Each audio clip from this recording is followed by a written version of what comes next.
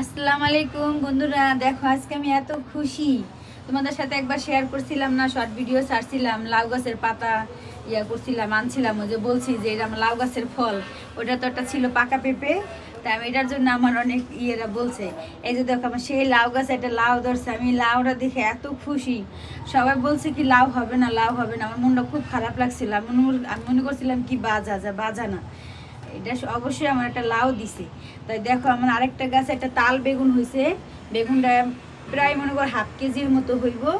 আর এই যে দেখো এখানে আমার হয়েছে হইলো এই যে বেগুন। তাই তোমাদের সাথে আরেকদিন বেগুন যখন আমি কাটবো তোমাদের সাথে শেয়ার করবো। তাই দেখো আমি গাছের জিনিস পাইয়া কত যে একটা খুশি হয়েছি বলার বাইরে। এগুলা দিয়া বেগুন দিয়ে একদিন রান্না করে তোমাদের সাথে শেয়ার করব, আর একদিন লাউ দিয়া চিংড়ি দিয়ে রান্না যেদিন করবো দিন তোমাদের সাথে শেয়ার করব যে কিভাবে রান্না করি। তাই যে দেখো সবাই ভালো থাকো, সুস্থ থাকো। শীতের সিজন, এই সময় শাক সবজির অভাব নেই। তোমরা শাক সবজি খায় শরীরে হেলদি করো।